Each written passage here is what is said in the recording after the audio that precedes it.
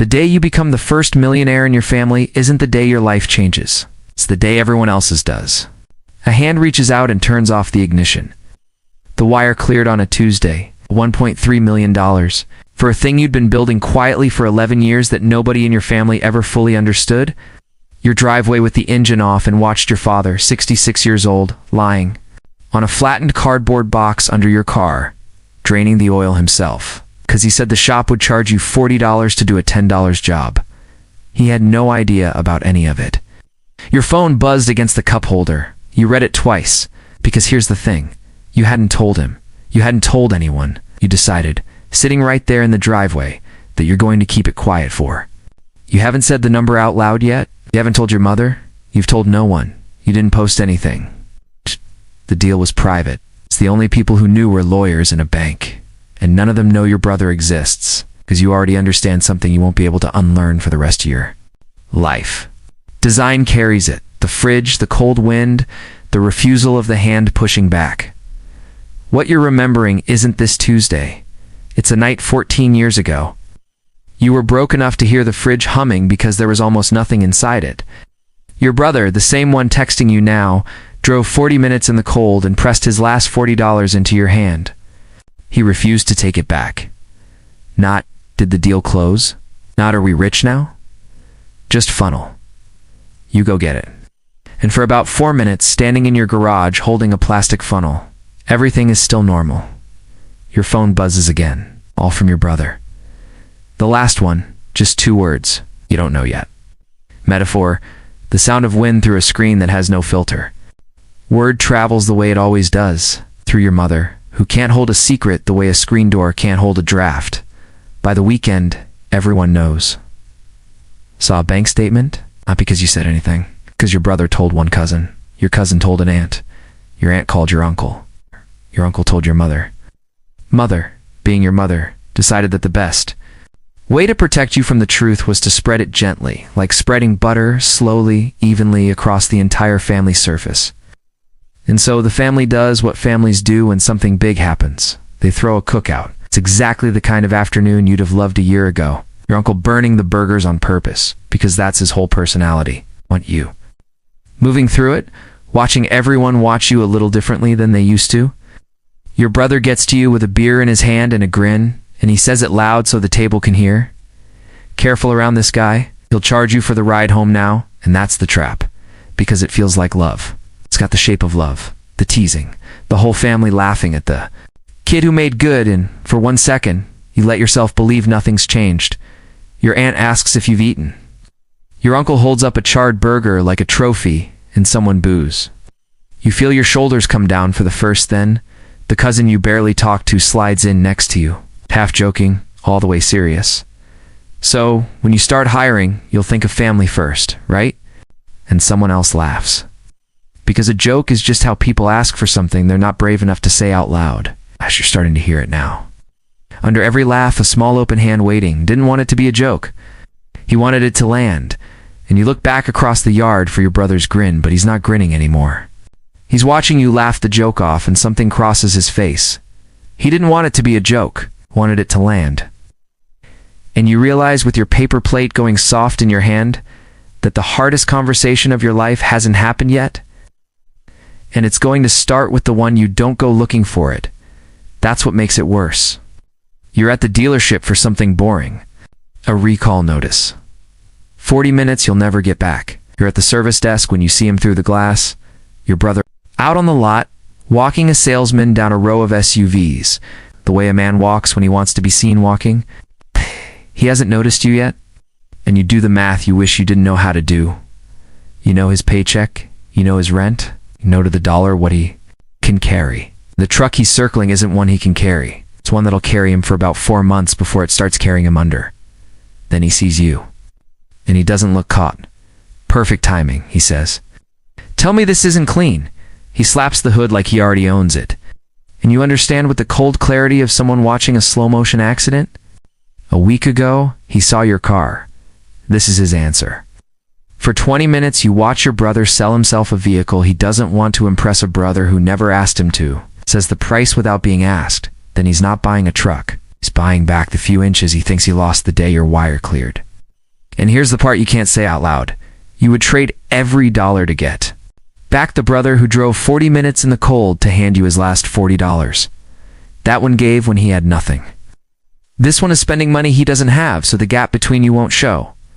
People don't resent your success. They resent what it says about their own choices. By the time you get home, it isn't just him. There's an ant on your phone now. A quick opportunity. Just needs a little to get moving. You'd practically be doing, and your mother started a sentence she never used to say. Well, now that you can afford it? Not a question. You used to be her son. Then your brother calls. Not a text, a call. He wants you to come by. Wants to run something by you. There's a tested softness in his voice. You haven't heard, and against everything you just watched on that lot, it works. You want it to be the old him so badly that you say yes before you've hung up. You sit at the table. The same table you've sat at 100 times? He's nervous in a way that almost makes you trust it, because the man at and under the table, 14 years, quietly rearranged themselves. $40 then. $40,000 now. Pay me when you're a millionaire, he'd laughed. He's not asking for a loan. In his mind, he's collecting one. Can't lose. He says those exact words, and lays out a plan that's 80% confidence and 20% detail. This is the moment you're supposed to say no. And for a second, you almost do. You think about the lot, the slapped hood, the price he said out loud just to watch your face. A quiet voice in you says, he doesn't want help. He wants to be even. You can't buy a man even. You know that voice is right. Not yes to the deal. Yes to the face across. The table? To the small chance the money buys back the brother who drove through the cold. It's only money, you tell yourself. You of all people can afford to be wrong about $40,000. The relief on his face almost makes it worth it. And for a while, it works. This is the part nobody warns you about, because it's the part that does the real damage. 2 weeks in, he shows up at your house on a Sunday morning. He's got 2 coffees and a ladder strapped to that ridiculous truck. And he says he noticed your gutters were sagging last time he drove by, and he just climbs up and does them. Won't take anything for it. Halfway up the ladder, he looks down at you and grins, that real grin, and says, I'm paying back every dollar. You know that, right? What? And you believe? Him standing in your own yard holding a coffee he bought, you believe him completely. You think, I was wrong about all of it. The dealership, the ant, the money didn't break us. It got tested and it held. You let your guard all the way down. That's when it goes. The call comes the next Sunday, the deal that couldn't lose lost, and there's no apology. No thank you for the $40,000 that just evaporated. There's something you don't recognize at first because you've never heard it from him. He's asking for more. He's explaining why you're going to give it. The first 40 was just to get in, he says. Pulling out now wastes it. Can't stop halfway. He says it like your money is a limb that's gone numb. You sit with the phone against your ear and you don't say anything. You're not thinking about the $30,000. You're thinking about the ladder and the gutters and the grin and how he must have already known about this deal that Sunday morning. The coffee, the gutters, all of it. The down payment wasn't kindness. It was a deposit, generosity. The moment you give it, stops being a gift and becomes the baseline. So you tell him no, it comes out softer than you mean it to. Says, okay, says I get it. Hangs up. 2 days of nothing. You start to think the no held, and your mother calls. And she opens with a sentence that tells you exactly who got to her first. You don't even know how to answer it because the question has already decided you're guilty. You start to explain the $40,000, the deal that lost. And you hear your mother go quiet on the other end. To finish so she can say the thing she called to say. He's struggling, she says. And you have so much now, as if the number changed what you owe her. As if love came with a sliding scale and yours just went up. You want to tell her he didn't lose the money? He set fire to it and called you for more gasoline because she's your mother.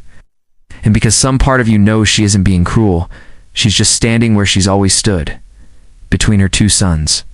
Except now one of them has everything and one of them has. A same driveway where everything started is now where nothing has resolved. And that's the point. And after you hang up, you sit there and realize your brother didn't argue with your no. He didn't need to. Just walk down the hall to a room you can't enter and let your mother carry the message back. A boundary feels like betrayal to anyone who is counting on a yes. You look at them and realize that's what you've lost, not the relationship, but the innocence of believing the relationship was unconditional. It spreads quietly after that. It's never a confrontation. That's what no one tells you. It's a text left on read for the first time in your life. We used to call you champ, now calling you moneybags with a laugh that has a little hook in it. None of it is big enough to point at. Brought any single piece of it up, you'd sound paranoid, rich, and paranoid, so you say nothing. You just feel the temperature of every room drop half a degree when you walk in. And in the middle of all of it, your father. He hasn't said one word about the money. It's not when it cleared. Not at the cookout. It's not in the kitchen when your brother was laying out his 80% confidence. At that same week, unannounced, the way he does, with no reason at all, he shows up. He's got no reason to be there.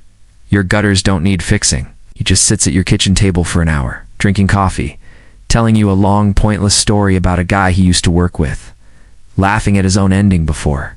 Then he rinses his cup, puts it in the rack, and goes home.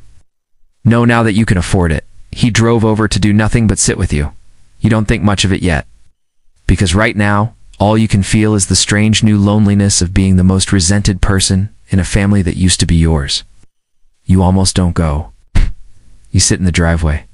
Same driveway for a minute first, thinking about turning around, but you go in, because not going would be it, and because some part of you still believes a table with food on it can hold a family together by force. For an hour, it almost does. The conversation stays on safe things, the food, the game, somebody's kid's braces. Your brother is across from you, not next to you. Someone arranged. That without saying so, it's quieter than you've ever seen him at a table. He's a few drinks in, deciding something. You keep talking to your aunt about nothing. Your mother keeps the plates moving. Did you try that? She's working too hard at it. And the working too hard is its own kind of noise.